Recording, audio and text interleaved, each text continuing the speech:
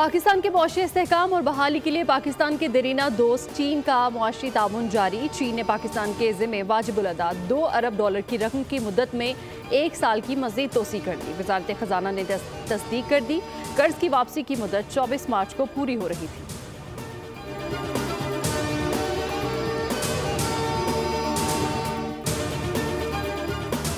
और काबीना अरकान की तादाद 50 से तजावुज़ करने पर रिहाइशगाहें कम बढ़ गई। वफाकी वुज़रा, मुशीरों और मावनीन खुसूसी की रिहाइशगाहों का मसला वज़ीर-ए-आज़म हाउस पहुँच गया।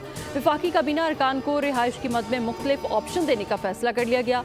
मिनिस्टर इनक्लेव में रिहाइशगाहें कम पड़ने पर $1.5 लाख हाउस रेंट की सहूलत दी जाएगी।